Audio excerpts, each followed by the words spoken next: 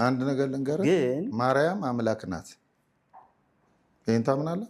ዳይን ማርያም የዓለም ቤዛ የሚያሰኛት ምንም አይነት ምክንያት አይኖርም። ኦኬ ማርያም ለራሷ ቤዛ ናት ብለው ያስባሉ? በመጀመሪያ አዎ፣ ምናልባት ለራሷም ማርያም ለራሷ ቤዛ ናት ብለው የሚያስቡ ከሆነ ሰው ለራሱ ቤዛ ይሆናል የሚል ቴዎሎጂ አዲስ ቴዎሎጂ እየሰሩ ነው። ባይዘው የምን ሰው ለራሱ ቤዛ ይሆናል የሚል አዲስ ቴዎሎጂ እየሰሩ ነው። ቴዎሎጂ አይደለም ይሄ፣ ሄሬኒዮስ የተናገረው ነው። ለራሷም ለሰው ልጆች ሄሬኒዮስማ ቤዛ አላለም ሲጀመር። ቆይ ለራሷም ለሰው ልጆች ምትክ ሆና ነው የተገኘችው። ምትክ ቅድም ነገርኩ። ቤዛነት ማለት መድኃኒትነት ማለት አይደለም። ቤዛን አንተ ሞቱ ጋር ብቻ ነው እየሄድክ ያለኸው። እኔ ይሄ ነገር ቤዛነት እኮ ቅድም ለንገርህ አይደለም። ቤዛነት ይኸውልህ፣ ቆይ ቤዛነት መሰቀል ብቻ አይደለም እያልኩ እኮ ነው። አንተ ስለ መሰቀል እሱን እየወሰድክብኝ ነው። አይደለም እኔም እሱን እየወሰድኩ ሲጀመር ቤዛነት የሚለው ቃል በሄሬኒዮስ ቴክስት ውስጥ ቤዛነት የሚለውን ቃል አሁን ምትክ ምክንያት የሚለውን ቤዛ እያሉ እየጠሩት ነው እንጂ ቤዛነት የሚለውን ቃል በሄሬኒዮስ 5ቱን ቮሊዩም ውስጥ ቢፈልጉ ያገኙ። የመጀመሪያው ነገር 5ቱን ቮሊዩም ውስጥ ካገኙት ይኸው አሁን ግን የለም። ሁለተኛ እዚህ ጋር እያነሳን ያለነው ነገር አለ። ለምሳሌ ቤዛነት ምትክነት ነው እያልኩ ነው። ማን አለው? ዲክሽነሪያችን ነው እኮ ዲክሽነሪ ሚኒንግ ላይ ቤዛ ግሪክ አይደለም። ግሪክ መነሻው ነው እንጂ ቤዛ ግሪክ አይደለም፣ ግዕዝ ነው። ኦፍኮርስ አሁን የግዕዝ ቋንቋም እንደሆነ አስበን ብንሄድ ኦፍኮርስ የግዕዝ ቋንቋ ነው። የግዕዝ ቋንቋም እንደሆነ አስበን ብንሄድ አንዳንድ ቋንቋዎችን በዲክሽነሪ ሚኒንግ ብቻ ለምንረዳቸው፣ ምክንያቱም የተሸከሙት ቴዎሎጂካል ሚኒንግ በጣም ወሳኝ ስለሆነ ማለት ነው። እሱ ለቤዛነት ለሚለው ቃል እየሰጡ ያሉት ቴዎሎጂካል ሚኒንግ ቅድም ቅዱስ ያሬድን ጠቅሰዋል። 6ኛ ክፍለ ዘመን ማለት ነው ቅዱስ ያሬድን ከጠቀሱ ኢቭን ከዛ ዘመን በፊት ቤዛ የሚለውን ይሄን ራንሰም የሚለውን በግሪኩ ኤላስቴሪዮን የሚለውን አፖሎሶሲስ የሚለውን ቃል ማንኛውም የቤተክርስቲያን አባት አልተጠቀመውም እያልኩኝ ያሉት ቃሉን ራሱን ቴዎሎጂካል ሚኒንጉ ስለሚታወቅ የተሸከመውን ነገር ለሌላ ለመስጠት አልደፈሩም። ይሄ እየተደረገ ያለው ከጊዜ በኋላ ስለዚህ ሌተር ዴቨሎፕመንት ነው ከተባለ እሱ ላይ መስማማት እንጂ አንድ ነገር ልንገርህ፣ ግን ማርያም አምላክ ናት።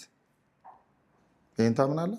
ርዕሳችን ስላልሆነ አልገባበትም እንጂ ብዙ ማውራት እንችላለን። አይደለም ግን አይሰጥም ስላልክ ነው። አይሰጥም ስላልክ ነው። ወደ ሐሳቡን እንምጣና ይደግፈናል። መጽሐፉ እንኳን ይደግፈናል። ወደ ሐሳቡን እንምጣና ይደግፈናል። ቆይ እሺ፣ ወደ ሐሳቡ እንምጣ። አይደግፈናል ግን ወደ ሐሳቡ እንምጣና ሐሳቡ ላይ እንቆይ እንጂ ለምሳሌ አምላክ ናት የሚለው ከቴዎሲስ ጋር ከዛ ከመዝሙር 82 ጋር ምናምን ተያይዞ እንደሚመጣ አውቃለሁ። ምክንያቱም እዛ ላይ ልመጣ አትናቴዎስ ያለውን ነገር ምናምን ማንሳት እንችል ይሆናል። እሱም ቢሆን ቴዎሎጂካል ሚኒንጉን ይዘን የምንመጣው እዛ ላይ ግን አሁን አንገባም፣ ርዕሳችን ስላልሆነ የቤዛነት ጉዳይ ላይ ስለምንቆይ ማለት ነው። ማርያም ለምሳሌ እንደው ነገሩን በጣም ናሮዳውን ለማድረግ መምህር ማርያም ለምሳሌ ለራሷን ቤዛ ናት አለ። ለራሷና ለሰው ልጆች ሁሉ የመሞት ምክንያት ሆና ነበረ ሔዋን። ማርያም ደግሞ የመዳን ምክንያት ሆነች ብሎ ኢየሱስን ስለወለደች ስለታዘዘች ብሎ ያስቀምጣል። እዚህ ላይ እንስማማለን። ማርያም ለራሷ ቤዛ ናት ካሉ በሰው ልጆች ላይ የነበረው ያ መርገመ ስጋና መርገመ ነፍስ ጭምር ማርያም ላይ ያለ ብለው ያስባሉ? የለም። ከሌለ ታዲያ ለራሷ ቤዛ ናት የሚሉ ከምንድን ነው? ታንኪ ሁለተኛይቱ ሔዋን ናት። ለምሳሌ አዳም መስቀል ላይ ተሰቅሎ ክርስቶስ አዳም ብንል ያንለት ቆመንኛ አቤት ሚለን ክርስቶስ ነው። አዳም ተብሎ ተጠርቷል። እመቤታችን ኖ የባሪያይቱን መዋረድ አይቷልና ብላለች እመቤታችን። ይሄ ቃል በቃል ያለችው ለሔዋን ነው። ቢኮዝ ኦፍ እሷማ የጌታ እናት ተብላ እኮ ትንቢቱን ከተቀበለች ብስራቱን ከተቀበለች በኋላ የተናገረችው ለሔዋን መሆኑ ማነገሩት የቤተክርስቲያን ትርጓሜ የኛ ትርጓሜ የትኛው የቤተክርስቲያን አባት የትኛው ስልጣን አሁን አንተ ችግር በአንተ ወንዝ ልጠልፍ ስትለምስ አይደለም። እኛ የትኛው ለምሳሌ ሶስት ነገር አለ። ሶስት ነገር አለ። በኮንሰንሰስ ፓትረን በራሳችሁ ማለት ነው። በኮንሰንሰስ ፓትረን ልጨርስ የኛን እኔ ነኝ የምነግርህ። ልጨርስ አንተ አስተያየት ነው የምሰጠኝ እንጂ አንተ አይደለም የምነግረኝ። ሶስት ነገሮች አሉን እኛ። አንደኛ መጽሐፍ ቅዱስ አለ። አባት እናት መጽሐፍ የሚባል አባት እናት ዘር ነው መጽሐፍ ቅዱስ እግዚአብሔር የዘራው ዘር ነው። ሁለተኛ አዋልድ መጻሕፍቶች አሉን፣ የመጽሐፍ ቅዱስ ልጆች የምንላቸው ከመጽሐፍ ቅዱስ ጋር የማይጋጩ። ሶስተኛ ወግ አለን፣ ወግ ትውፊት አለን፣ ሆሊ ትራዲሽን።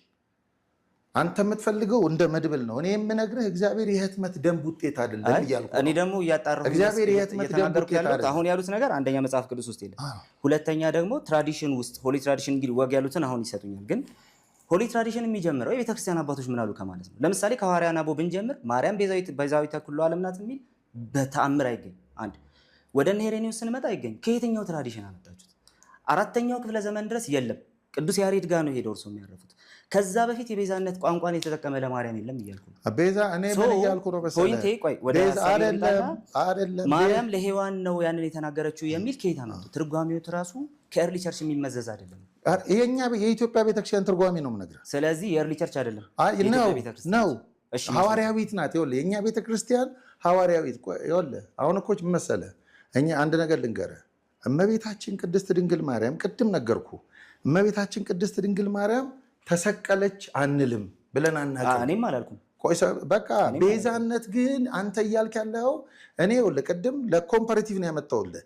እኛ ከእግዚአብሔር የማንጋራው መጽሐፍ ቅዱስ ላይ የተጻፈ የማንጋራው ምንም የለም። ለሱ የተቀጸለ ባይብል ላይ ያለው ሁሉ ለኛ ይገባል እኮ መምህር። እሱም በተግባር ይስጡኝ እስቲ።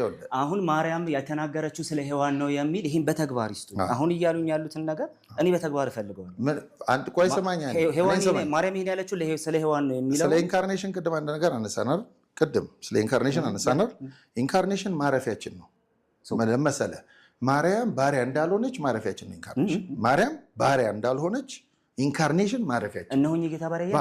ቆይ ስማኝ። ቆይ እሱ ትህትና ነው ለመሰለ እንደሱ ሰው ባሪያ የሆነው ሰው የእግዚአብሔር መልክ አይደለም ነው አይደለም? ነው አይደለም? በቃ አለቀ። ሰው ባሪያ የሆነው ሲወድቅ ነው።